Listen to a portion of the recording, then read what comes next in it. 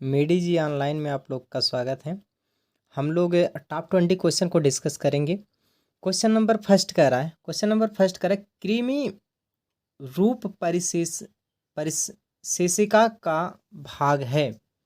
कृमि रूप परिशेषिका का भाग है, कौन सा भाग है? इसमें से हम लोग पहले क्वेश्चन में छोटी आंत अग्नाशय, बड़ी आंत जिसे कोलन, ग्रास नली, इसमें से कौन सा ऑप्शन सही होगा?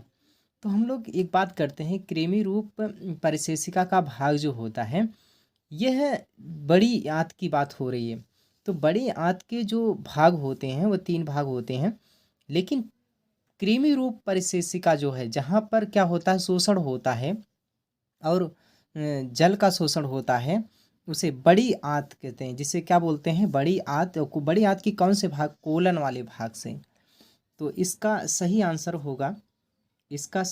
कौन होगा? सी होगा। इसका सही आंसर सी है। इसका सही आंसर सी है। तो क्वेश्चन नंबर सेकंड की बात करें, दूसरा, मनुष्य में दूध के दांत की संख्या कितनी होती है? मनुष्य में दूध के दांत की संख्या कितनी होती है? इसका सही आंसर होगा 20। कितना? 20 दांत होते हैं। आगे क्वेश्चन नंबर तीसरे की बात करें, क्वेश्चन नंबर 3 कह रहा है कि मनुष्य के प्रत्येक जबड़े में चमड़क दंतों की संख्या होती है। दांत 4 प्रकार के होते हैं, चमड़क, अग्र चमड़क और चमड़क, अग्र चमड़क और उसके बाद रदनक और उसके बाद कृतनक। तो 4 दांत होते हैं। तो चारों दांतों में से ये कौन कौन से इसमें पूछ रहा है कि जबड़े में चमड़क दंतों की संख्या कितनी होती है? तो चमड़क दंतों की संख्या जो होती है वह 6 होती है। तो इसका सही आंसर कितना होगा? सी वाला होगा। चलिए क्वेश्चन नंबर चौथा को हम लोग पढ़ते हैं। क्वेश्चन नंबर 4 कह रहा है, क्वेश्चन नंबर 4, ग्रास नली द्वार पर लटकी हुई पत्ती के समान कार्टिलेजी रचना कहलाती है। कार्टिलेजी रचना कहलाती है। इसमें से कौन सा ऑप्शन सही होगा? पहला है एपीफेरिक्स, दूसरा एपीग्लोटिस और तीसरा एल्वियोलाइस और श्लेष्मा वरण। तो इस क्वेश्चन को हम लोग ध्यान से देखें तो एपीग्लोटिस इसका सही आंसर होगा। एपीग्लोटिस मतलब बी आंसर। एपीग्लोटिस इसका बी आंसर सही होगा। एपीग्लोटिस। क्वेश्चन नंबर 5वां की बात करें तो क्वेश्चन नंबर 5 क्या कह रहा है कि यकृत स्रावित करता है। यकृत माने लीवर, जिगर भी कहते हैं इसे। यकृत, लीवर, ये सबसे बड़ा ऑर्गन होता है। तो ये आंतरिक आर्गन की बात करें, सबसे बाह्य के आर्गन की बात करते हैं तो बाह्य आर्गन में सबसे बड़ा त्वचा होता है। आंतरिक की बात करें तो क्या होता है? लीवर होता है, यकृत होता है। यह श्रावण क्या करता है? इसकी श्रावण की बात करें तो ये पित्तरस श्रावण करता है। क्या श्रावण करता है? पित्तरस। तो पित्तरस इसमें सही आंसर होगा। पित्तरस श्रावण करता है। इसका सही आंसर होगा सी। इसका सही आंसर होगा सी।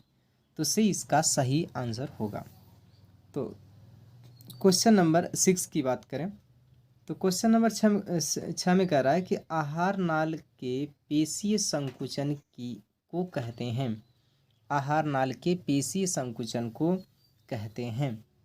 आहार नाल के पेशीय संकुचन को कहते हैं, इसको कहते हैं पाचन है, क्रमाकुंचन, परिसंचरण और शोषण। तो आहार नाल के पेशी संकुचन को कहते हैं। तो संकुचन क्या होता है? यह इसको बोलते हैं क्रमाकुंचन भी कहते हैं। क्या कहते हैं? क्रमाकुंचन भी कहते हैं। इसका सही आंसर होगा बी। इसका राइट आंसर होगा। बी इसका राइट आंसर होगा। आगे क्वेश्चन नंबर 17 की बात करें। क्वेश्चन नंबर 17 की बात करें, सॉरी क्वेश्चन नंबर ये 7वां होगा। क्वेश्चन नंबर 7 है। कह रहा है 7 क्वेश्चन कह रहा है कि जठर रस स्रावित होता है। जठर रस स्रावित होता है। ये क्वेश्चन नंबर 7 है। कह रहा है जठर रस स्रावित होता है। देखिए जठर रस होता कहाँ है? जठर रस जो होता है, जठर ग्रंथियों से निकलने वाले रस को जठर रस कहते हैं। यह आमाशय की दीवारों पर पाया जाता है। तो ये निकलता कहाँ से है, ये इसका सही आंसर होगा आमाशय। तो आमाशय मतलब क्या होगा, इसका सी आंसर सही होगा, इसका सी आंसर सही है। आगे हम क्वेश्चन नंबर 8 को पढ़ें। क्वेश्चन नंबर 8 को, 8 में कह रहा है कि स्टीएप्सिन एंजाइम क्रिया करता है। स्टीएप्सिन एंजाइम जो होते हैं, देखिए जठर रस जो निकलता है इसमें से 3 निकलते हैं। तो हम लोग इसकी बात करें, पेप्सिन, रेनिन और उसमें क्या होता है, HCl का स्रावण होता है। तो हम लोग स्टीएप्सिन एंजाइम जो होता है इसका कौन सा काम होता है, ये किसका पाचन करता है। तो स्टीएप्सिन एंजाइम जो है वह वसा का पाचन करता है। इसका सही आंसर होगा वसा, मतलब सी इसका सही आंसर होगा, सी इसका सही आंसर है। अगला क्वेश्चन नंबर 9 की बात करें। क्वेश्चन नंबर 9, क्वेश्चन नंबर 9 कह रहा है, निम्न में से विटामिन का कौन सा जोड़ा जल में घुलनशील है। देखिए 2 विटामिन जो होती है, एक विटामिन को 2 भागों में बांटा गया, एक जल में घुलनशील विटामिन, एक वसा में घुलनशील विटामिन। तो कुछ विटामिन ऐसी हैं जो जल में घुलनशील होती हैं, कुछ क्या होती हैं, वसा में घुलनशील होती हैं। तो हम बात करें, कुछ विटामिन ऐसे हैं जो जल में घुलनशील होते हैं, कुछ ऐसे होते हैं वसा में। तो बी और सी जो विटामिन है वह जल में घुलनशील होती हैं, ये जल में होते हैं। और उसके बाद एडेक इसे कहते हैं, ADE और के, ये क्या होते हैं, वसा में घुलनशील होते हैं। ये विटामिन क्या है, ये विटामिन हमारा वसा में घुलनशील होता है, ये वसा में घुलनशील होगा। और ये हमारा क्या हो, अडैक ADEK, ये विटामिन ऐसी है जो वसा में घुलनशील होगा। और बी और सी क्या होगा, जल में घुलनशील होगा। तो बी और सी क्या होंगे, जल में घुलनशील होंगे। और ADEK ये वसा में घुलनशील होंगे, ये वसा में घुलनशील होते हैं। तो हमारा ये पूछ रहा है इसमें, निम्न में से विटामिन कौन सा जोड़ा जल में घुलनशील है, तो जल में बी और सी होगा। तो ऑप्शन इसका कौन सही होगा, इसका ऑप्शन बी सही होगा। तो बी क्या होगा, इसका राइट आंसर होगा, बी इसका राइट आंसर है। अब क्वेश्चन नंबर हम 10 को पढ़ते हैं। तो कह रहा है विटामिन सी का अच्छा स्रोत है, विटामिन सी का अच्छा स्रोत है। तो विटामिन सी का अच्छा स्रोत कौन सा है, इसमें से संतरा जो है विटामिन सी का अच्छा स्रोत है। इसका डी आंसर सही है। आगे क्वेश्चन नंबर 11 की बात करें। क्वेश्चन नंबर 11 क्या कह रहा है, बेरी बेरी रोग किस विटामिन की कमी से होता है। देखिए विटामिन जो यहाँ पर है, विटामिन B1, B2, बी और उसके बाद B5। तो बेरी बेरी रोग किस विटामिन की कमी से होता है, इसी की बात हम करेंगे। तो विटामिन जो बेरी बेरी रोग होता है वह किस विटामिन की कमी से होता है।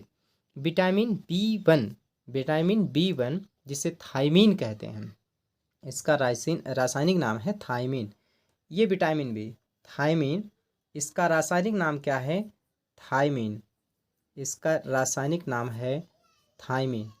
थायमीन इसका रासायनिक नाम है, जिसकी कमी से कौन रोग होता है, बेरी बेरी रोग होता है। इसके कमी से बेरी बेरी नामक रोग होता है। तो थायमीन इसका रासायनिक नाम है और इसकी कमी से बेरी बेरी रोग होता है, B1 की कमी से होता है। अगला क्वेश्चन की बात करें तो अगला क्वेश्चन में देखेंगे हम लोग क्वेश्चन नंबर 12। क्वेश्चन नंबर 12 निम्नलिखित में से मनुष्य की लार में पाया जाता है। मनुष्य के लार में पाया जाता है, इसमें से कौन सा ऐसा है जो मनुष्य के लार में पाया जाता है। तो इसमें से मनुष्य के लार में पाया जाता है, कह रहा है टाइलिन, क्या कह रहा है, टाइलिन। दूसरा लाइसोजाइम, पेप्सिन, टाइलिन और लाइसोजाइम दोनों, इसमें से कौन सा सही होगा। तो देखिए जो हम लोग भोजन को चबाते हैं तो हम लोग को वहाँ पर त्वचा में, जीवा में क्या होता है, 3 जोड़ी लार ग्रंथियाँ पाई जाती हैं, लार ग्रंथियाँ पाई जाती हैं। और यह लार में जो ये निकलता है, यह कौन सा निकलता है, इसमें से टाइलिन नामक हार्मोन्स निकलता है। तो टाइलिन क्या होता है, का श्रावण होता है, टाइलिन्स का श्रावण होता है। तो इसका सही आंसर होगा कौन सा, ये इसका सही आंसर होगा, टाइलिन का श्रावण होता है। आगे करें क्वेश्चन नंबर 13, हीमोग्लोबिन महत्वपूर्ण भूमिका निभाता है। हीमोग्लोबिन महत्वपूर्ण भूमिका निभाता है। देखिए हीमोग्लोबिन सब लोग जानते हैं कि हीमोग्लोबिन एक परिसंचरण तंत्र, जो हमारा ब्लड है उस ब्लड में हीमोग्लोबिन पाया जाता है और यह श्वसन क्रिया के लिए सहायक होता है, क्योंकि यह ऑक्सीजन को ले जाता है। हीमोग्लोबिन का होता है, यह ऑक्सीजन को क्या करता है, ले जाता है। तो ऑक्सीजन को ले जाने का काम कौन करता है, हीमोग्लोबिन के।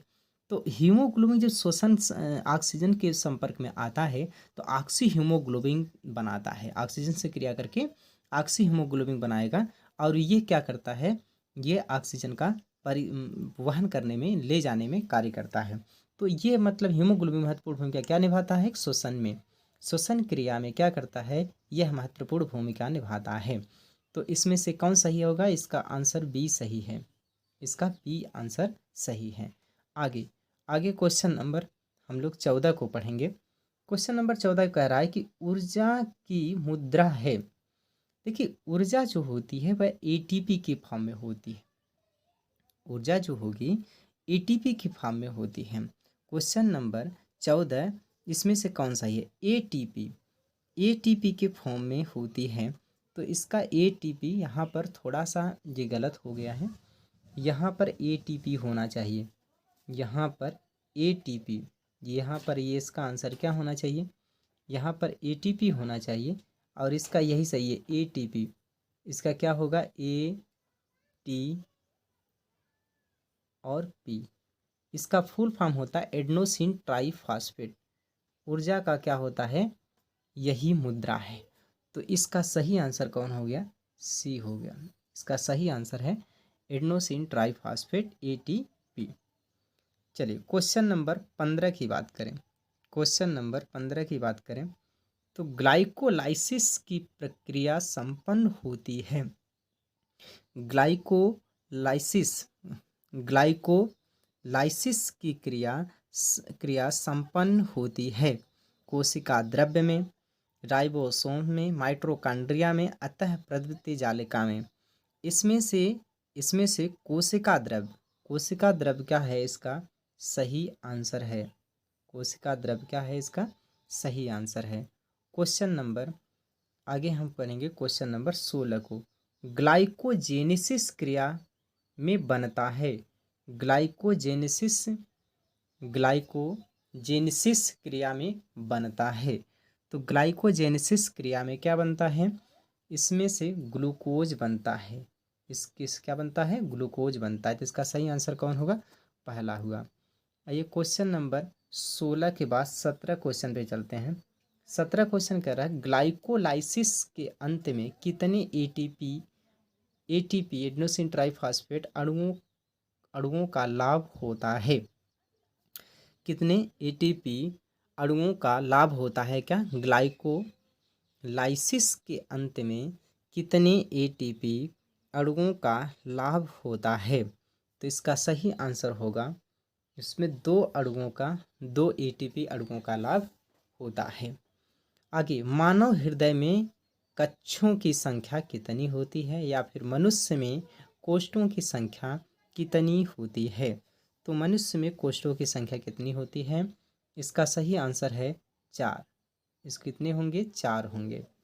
तो अगला क्वेश्चन मतलब क्वेश्चन नंबर 19, क्वेश्चन नंबर 19 और 20 दोनों क्वेश्चन, पल्मोनरी या फुसफुस इसे कहते हैं, फुसफुस किसे कहते हैं, सिरा खुलती है या रुधिर लाती है।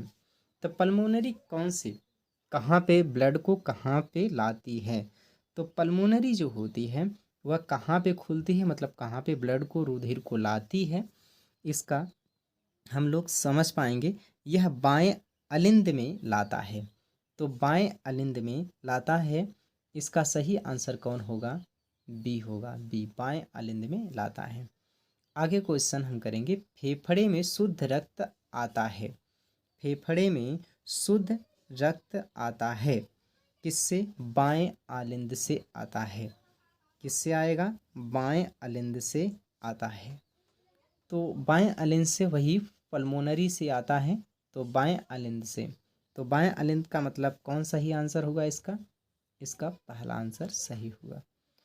तो इस प्रकार से हम लोग 20 क्वेश्चन को पढ़ पाएँ और 20 क्वेश्चन को समझ पाएँ, और इस तरह से हम लोग पढ़ते रहेंगे आगे भी। और जो कुछ डाउट हो आप कमेंट बॉक्स में कमेंट करिए। मिलते हैं अगली क्लास में, तब तक के लिए जय।